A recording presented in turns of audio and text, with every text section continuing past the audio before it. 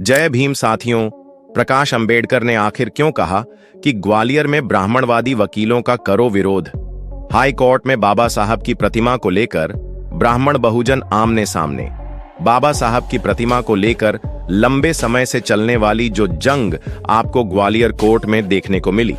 तमाम मनुवादी ब्राह्मणवादी सोच रखने वाले वकीलों के जरिए इस बात का विरोध किया जा रहा है कि हम बाबा साहब की प्रतिमा किसी भी कीमत पर ग्वालियर हाई कोर्ट के परिसर में लगने नहीं देंगे।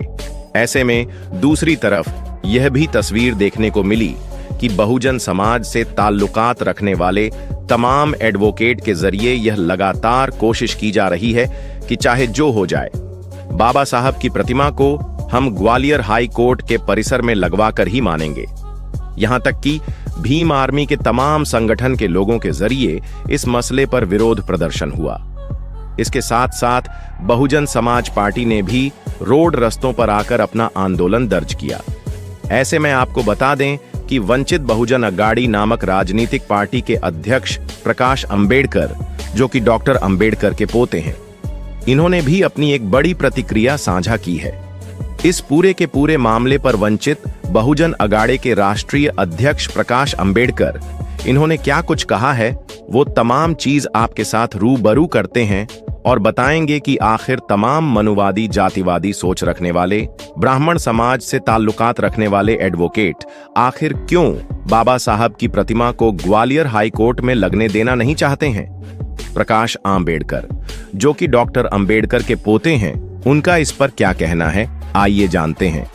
ग्वालियर हाई कोर्ट में कुछ अंबेडकरवादी वकीलों द्वारा बाबा साहब की प्रतिमा लगाने के विरोध में किए गए प्रदर्शन की स्थिति पर बहुत दिनों से मेरी नजर है। उनका कहना है कि जब से यह मामला सुर्खियों में देखने को मिला, उससे पहले से पूरे के पूरे मसाले को लेकर प्रकाश अंबेडकर इनकी नजर बनी हुई है। वहां पर जो कुछ भी गतिविधियां हो रही हैं, उससे वह कहीं ना कहीं अनुभूति रखते। इसके साथ कहना है कि मैंने अपने पिछले बयानों में भी यह बात कही थी कि आज फिर से कह रहा हूं, यह न केवल शर्मनाक है बल्कि घोर जातिवादी भी है। मैं मनवादी और ब्राह्मणवादियों द्वारा दिखाई जा रही नफरत से हैरान हूं। बाबा साहब और अंबेडकरवादी विचारधारा, नफरत उनकी मनवादी डीएनए में है।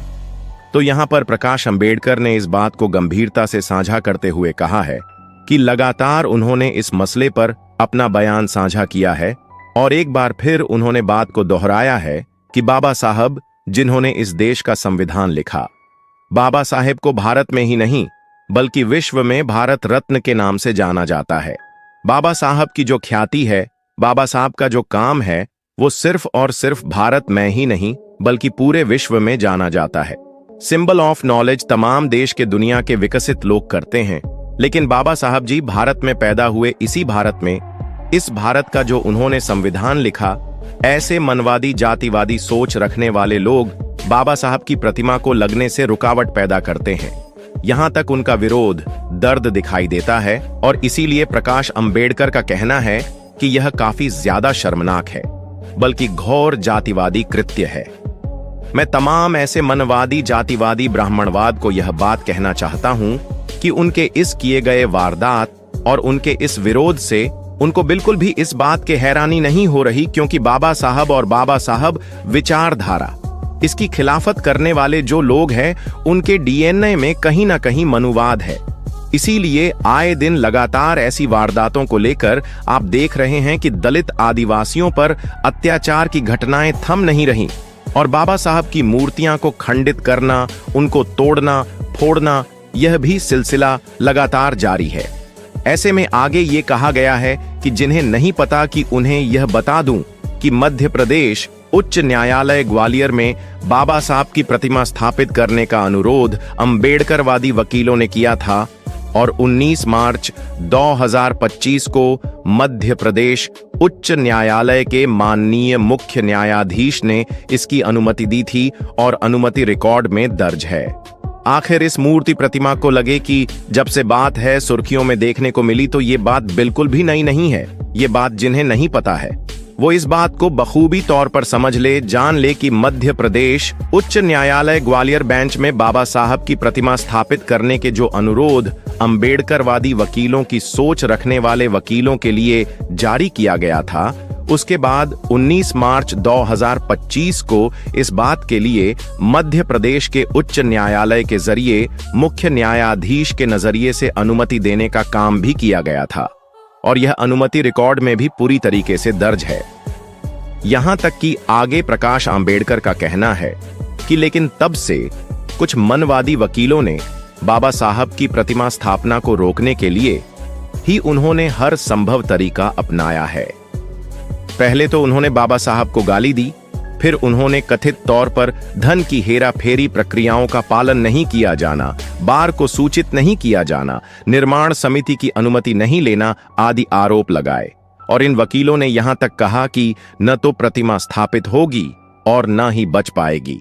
तो जिस तरीके से यहां पर अपने बयानों के माध्यम से धमकी देने काम तमाम मनुवादी जातिवादी सोच रखने वाले वकीलों के जरिए किया गया, जिसमें मुख्य तौर पर के बार एसोसिएशन पूर्व अध्यक्ष अनिल मिश्रा ये शामिल है, जहां पर प्रकाश अंबेडकर ने यह बात कही है कि मनुवादी वकील बाबा साहब की प्रतिमा रोकने के लिए अनेकों तरीके से पैतरे को आजमाने की कोशिश कर रहे थे, जिसमें सबसे पहले उन्होंने बाबा साहब को गाली दी, फिर उन्होंने कथित तौर पर धन की हेराफेरी करने के आरोप लगाए, प्रक्रियाओं का पालन न करने पर भी तमाम तरीकों की बात कही।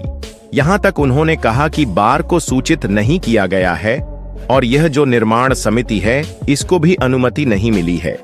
ये जबरन तौर तरीके से इस तरह की बात कही जा रही है, ऐसे तमाम तरीके के आरोप लगाए गए हैं। इन लोगों ने कहा कि बाबा साहब की ना तो प्रतिमा स्थापित होगी और ना ही बच पाएगी। तो जिस तरीके से अपने बयानों के माध्यम से धमकी देने का काम तमाम ब्राह्मणवादी लोगों के द्वारा किया गया है, इसके साथ साथ प्रकाश अंबेडकर का मानना है कि 26 मार्च 2025 को मध्य प्रदेश उच्च न्यायालय के माननीय मुख्य न्यायाधीश ने एक आदेश पारित किया। यदि कुछ एडवोकेट विरोध भी अगर कर रहे हैं तो हमें उसे नजरअंदाज करना चाहिए और भारत का सर्वोच्च न्यायालय में लगी प्रतिमा के अनुसार काम पूरा करना चाहिए। आप सब इस बात को बखूबी जानते हैं कि सुप्रीम कोर्ट में बाबा साहब अंबेडकर की प्रतिमा सुप्रीम कोर्ट के प्रांगण में लगी हुई है। अगर सुप्रीम कोर्ट में की प्रतिमा लग सकती है तो ग्वालियर मध्य प्रदेश की हाई कोर्ट में प्रतिमा आखिर क्यों नहीं लग सकती? और इसलिए 26 मार्च 2025 को मध्य प्रदेश के न्यायालय मुख्य न्यायाधीश के जरिए आदेश दिया गया कि जो लोग भी बाबा साहब की प्रतिमा को लगने देना नहीं चाहते हैं तो उनको नजरअंदाज किया जाए और इस प्रतिमा को लगने के काम को पूरा किया जाए। और यह आदेश देने के बाद पूरी दुनिया में बाबा साहब की प्रतिमा को मानी जाती है और उनके अद्वितीय कामों का सम्मान करती है। लेकिन भारत भर में ब्राह्मण और मनुवादी लोग उनसे नफरत करते हैं।